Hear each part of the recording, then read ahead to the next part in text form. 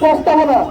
আমরা বাংলাদেশের জনগণ স্বাধীনতা ও গণতন্ত্রপ্রিয় জাতি হিসেবে 2024 সালের জুলাই মাসে সংঘটিত ঐতিহাসিক গণঅভ্যুত্থানের বীর শহীদদের প্রতি শ্রদ্ধা নিবেদন করছি এবং আহত সংগ্রামী জনগণের আত্মত্যাগকে কৃতজ্ঞতার সাথে স্মরণ করছি।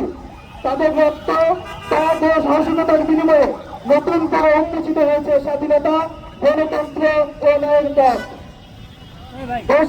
আমাদের অঙ্গীকার, যাতে শহীদদের রক্ত বৃথা না যায়, আহতদের স্বপ্ন পূর্ণতা পায় এবং বাংলাদেশ হয়ে ওঠে একটি ন্যায়ভিত্তিক, মানবিক ও গণতান্ত্রিক সমৃদ্ধ কল্যাণ রাষ্ট্র। ধারা 1, জুলাই শহীদ ও জুলাই যোদ্ধাদের স্বীকৃতি। 2024 সালের গণঅভ্যুত্থানে জীবন উৎসর্গকারী শহীদদের আমরা জুলাই শহীদ জাতীয় বীর হিসেবে ঘোষণা করছি। তাদের আত্মত্যাগে বাংলাদেশ পেয়েছে নতুন স্বাধীনতা। এক্সট্রিম মশার কয়েল প্ল্যান্ট ফাইবার দিয়ে তৈরি, তাই সহজে ভাঙে না, সুগন্ধিযুক্ত ও নিরবিচ্ছিন্নভাবে জ্বলে। ডেঙ্গু, চিকুনগুনিয়া বাহি সহ যে কোনো মশার বিরুদ্ধে দেয় এক্সট্রিম সুরক্ষা। আহতদের আমরা জুলাই যোদ্ধা বীর হিসেবে স্বীকৃতি দিচ্ছি। তাদের সাহস ও রক্তের বিনিময়ে আমরা পেয়েছি গণতন্ত্র, মুক্ত কণ্ঠ ও ন্যায়ের প্রতিশ্রুতি। ধারা 2, রাষ্ট্রের অঙ্গীকার। রাষ্ট্র এই মর্মে অঙ্গীকার করছে যে শহীদ পরিবার ও আহতদের আজীবন সম্মান, চিকিৎসা, শিক্ষা ও কল্যাণের পূর্ণ নিশ্চয়তা প্রদান করা হবে। শহীদ পরিবার ও আহতদের প্রতি দায়িত্ব গ্রহণ করা হবে রাষ্ট্রের অবিচ্ছেদ্য কর্তব্য। আহতদের সকল চিকিৎসা, পুনর্বাসন, কর্মসংস্থান ও কল্যাণমূলক দায় রাষ্ট্র সরাসরি বহন করবে।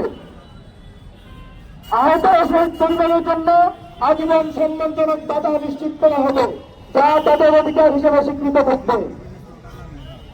তাদের প্রতি কোনো অবহেলা, বৈষম্য, অধিকার হরণ ঘটলে তা হবে রাষ্ট্রদ্রোহী অথবা বিশেষ অপরাধের শামিল।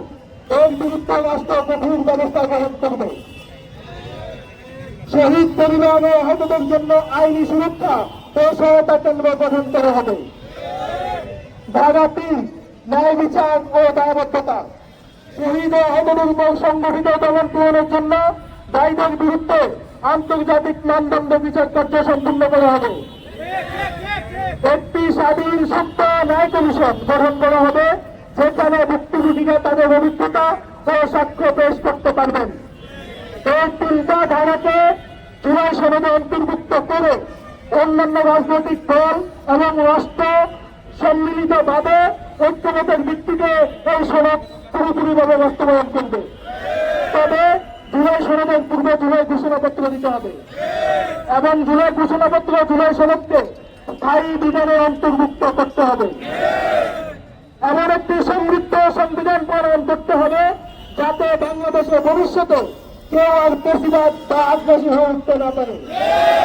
এই সংবিধানের আওতায় যেন বাংলাদেশ হয়ে ওঠে একটি উন্নত ও সমৃদ্ধ বাংলাদেশ, যে বাংলাদেশের স্বপ্ন নিয়ে আমাদের মায়েরা জীবন দিয়েছে।